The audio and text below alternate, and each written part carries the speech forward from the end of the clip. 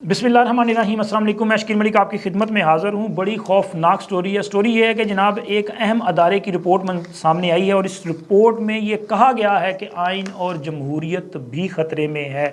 अब होने क्या जा रहा है, बड़ी वो क्या कहते हैं ना, बड़ी बम्बू काट किस्म की ये स्टोरी है और एक्सक्लूसिव न्यूज़ है।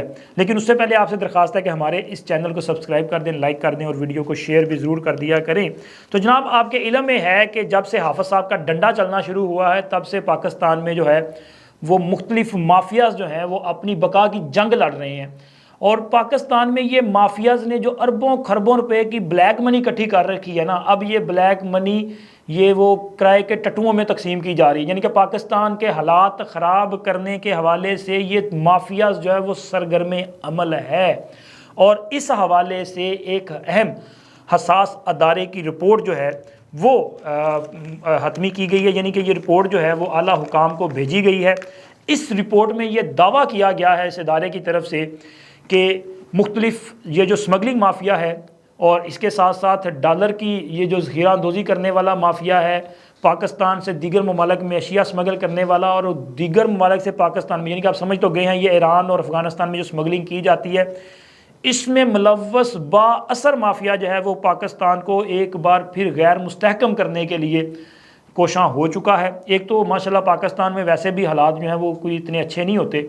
जब से खैर इमरान खान साहब पाकिस्तान की सियासत में नमूदार हुए ना, मतलब वो पाशा साहब के दौर से, जनरल पाशा साहब के दौर से इमरान खान साहब पर जैसे ये दस्ते शफ़क़त आया है ताकतवरों का, उसके बाद से पाकिस्तान जो है वो गैर मुस्तहकम ही रहा है। ये तो मियाँ नवाज़ शरीफ के दौरे हुकूमत में, यानी कि 2013 के बाद उनका जो दौरे हुकूमत था उसमें वो कोई उन्होंने मेहनत की कि चलें पाकिस्तान की इकॉनमी कुछ बेहतर हुई, लेकिन खैर वो क्या कहते हैं पाकिस्तान को नज़र लग गई और नज़र भी लग गई। और साथ साथ वो जो मोहब्बत इमरान और प्रोजेक्ट इमरान को लेके चलने वाले जो लोग थे उनकी वजह से पाकिस्तान जो है वो इस नहज तक पहुंचा कि उन्होंने बिल आखिर मियाँ नवाज शरीफ को नाअहल करवाया, इनको सियासत से आउट करने की कोशिश की, बल्कि आउट कर दिया ना मियाँ, और इमरान खान को मुसल्लत किया। इमरान खान के मुसल्लत होने से लेके आज तक पाकिस्तान वो क्या कहते हैं अदम इस्तेहकाम का शिकार है। वो सियासी अदम इस्तेहकाम भी है, वो मुआशी अदम इस्तेहकाम भी है।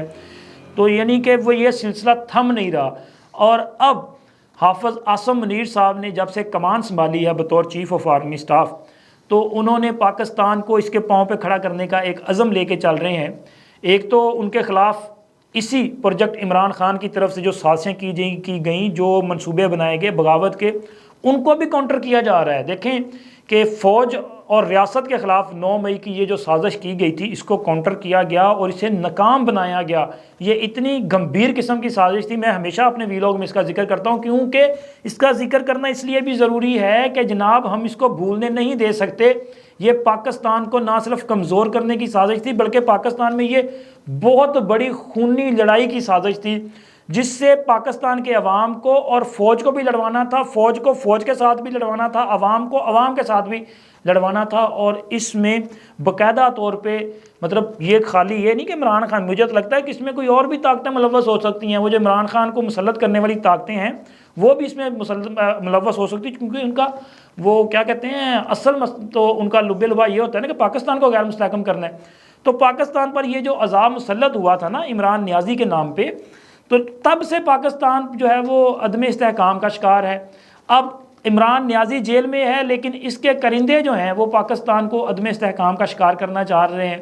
इमरान खान के दौर में भी ये स्मगलिंग जो है वो पूरे धड़ल्ले के साथ जारी थी, सब कुछ किया जा रहा था। लेकिन हाफ़िज़ साहब ने आने के बाद कम अज़ कम किसी ने तो सोचा कि यार पाकिस्तान को कितनी देर हमने कशकोल पे चलाना है, कितनी देर लोग दुनिया से मांग के पाकिस्तान का गुजर बसर करना है। तो लिहाजा उन्होंने ये फ़ैसला जब किया कि हमने पाकिस्तान में हर किस्म की जो गैर कानूनी एक्टिविटी है इसको ख़त्म करना है। पाकिस्तान में ये जो डॉलर की ज़ख़ीरा अंदोज़ी की जाती है, डॉलर को जो है ज़ख़ीरा अंदोज़ी करके इसका रेट ऊपर बढ़ाया लेके जाया जाता है, कभी नीचे गिराया जाता है, ठीक है। इसके साथ साथ पाकिस्तान से चीनी, आटा और सीमेंट और दीगर अशिया खुर्दोनोश की स्मगलिंग होती है। ईरान से गैर कानूनी पेट्रोल जो है वो डीज़ल जो है वो पाकिस्तान आता है, दीगर अशिया जो है आती हैं। तो ये आपकी इकॉनमी को अरबों खरबों रुपए का जो है वो नुकसान देती हैं। तो उन्होंने सबसे पहले इनको कंट्रोल करने का फ़ैसला किया। अब इनको कंट्रोल करने का फ़ैसला भी किया और इसके साथ साथ 9 मई में जो अपने लोग मुलव्वस थे ना उनके खिलाफ पहले कार्रवाई की। اور اب آپ کو چونکہ پہلے میں نے ویلاگز میں بھی کہا ہے، اب بھی کہتا ہوں کہ یہ جو اسمگلنگ ہوتی تھی نا بارڈرز پہ کن کی ڈیوٹی ہے؟ تو انہی شیر جوانوں کی ڈیوٹی ہوتی ہے نا. تو انہوں نے ان کے خلاف کارروائی کا بنیادی طور پہ فیصلہ کیا ہے کہ جناب اگر ان میں سے کوئی بھی ملوث ہوگا تو اس کا بھی کورٹ مارشل ہوگا. اب اگر ایک بندہ اپنے گھر سے صفائی کرنے کا عزم لے کے چلتا ہے کہ نہیں جناب ہون کسی نو معافی نہیں، تو پھر کسی کو معافی نہیں ہونی چاہیے. یہ مافیا پیسہ لگا رہا ہے، پیسہ لگا کے پاکستان کو غیر مستحکم کرنے کی سازش کر رہا ہے. اور اس حوالے سے اس رپورٹ میں انکشاف کیا گیا ہے کہ اس مافیا نے ایک تو یہ جو ہے نا اپنا وہ کرائے کے ٹٹو یہ TTP والے ان کی خدمات حاصل کی جا رہی ہیں. اور اسی طرح چونکہ TTP اور داعش کا جو ایک اتحاد بن چکا ہے تو لہٰذا ان کے ذریعے پاکستان کو غیر مستحکم کرنے کی سازش چل رہی ہے تاکہ موجودہ جو اسٹیبلشمنٹ ہے یعنی کہ آرمی چیف صاحب جو ہے وہ یہ اسمگلنگ وگلنگ والا اور بارڈر کی بندش والے معاملے سے ذرا توجہ ہٹائیں اور اپنی سیکیورٹی پہ صرف توجہ جو ہے وہ لے کے چلیں. اور یہ جو حالیہ ایام میں بم دھماکے ہوئے ہیں اس رپورٹ میں یہ بھی کہا گیا ہے کہ ان بم دھماکوں میں بھی کہیں نہ کہیں یہ لوگ بھی ملوث ہیں اور پاکستان کو غیر مستحکم کرنے کے لیے بھارت نے تو کبھی موقع ہاتھ سے جانے نہیں دیا. اس پہلو پر بھی یہ کہا گیا ہے کہ اس کو بھی نظر انداز نہیں کیا جا سکتا. اور اس کے ساتھ ساتھ موجودہ حالات میں اگر انتخابات ہوتے ہیں تو یہ رپورٹ میں کہا گیا ہے کہ ان انتخابات کے انعقاد میں بھی کافی ساری مشکلات درپیش ہو سکتی ہیں امن و امان کے حوالے سے، کیونکہ باقاعدہ طور پہ ایک سیریل چل رہی ہے پاکستان میں کہ پاکستان میں مختلف شہروں میں جو ہے وہ ٹارگٹ اس طرح کے کیے جائیں جس سے ناخوشگوار واقعات پیش آئیں اور لوگ جو ہیں وہ عدم تحفظ کا شکار ہوں. اور اگر یہ صورتحال برقرار رہتی ہے تو ایسی صورتحال میں میرا خیال ہے کہ پھر انتخابی مہم چلانا تو بڑا مشکل ہو جائے گا. اور اگر انتخابی مہم نہیں چلے گی تو پھر جناب کیسے معاملات آگے چلیں گے؟ ٹھیک ہے.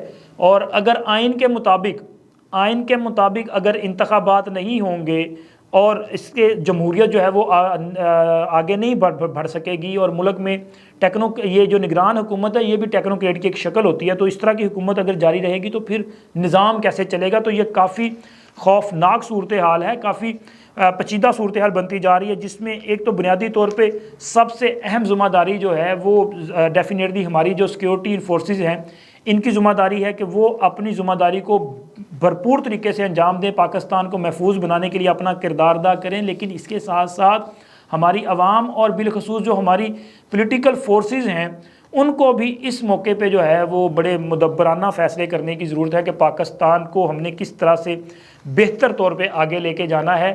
چونکہ اگر عوام کی سپورٹ اور پولیٹیکل ول ساتھ شامل نہیں ہوگی تو یہ جو آپریشن چل رہا ہے اس وقت مافیاز کے خلاف یہ کسی صورت بھی کامیاب نہیں ہو سکتا. اس کو کامیاب بنانے کے لیے سب کو اپنا کردار ادا کرنا پڑے گا.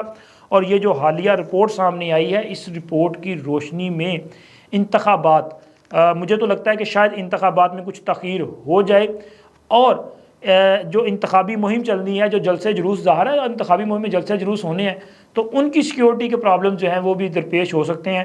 تو لہٰذا مجھے یہ لگ رہا ہے کہ آنے والے دنوں میں شاید الیکشن سے پہلے ایک بڑا آپریشن جو ہے وہ کیا جا سکتا ہے. اور اس کے ساتھ ساتھ موجودہ حکومت کی طرف سے یعنی کہ اسٹیبلشمنٹ کی طرف سے یہ جو فیصلہ کیا گیا ہے کہ غیر قانونی افغان جو ہیں ان کو پاکستان سے نکال دیا جائے گا یا ان کو واپس بھیج دیا جائے گا. چلے آسان لفظ یہ ہے کہ ان کو واپس بھیج دیا جائے گا. تو جناب یہ بھی فیصلہ جو ہے وہ اتنا آسان نہیں کہ اس پہ امپلیمنٹ ہو جائے.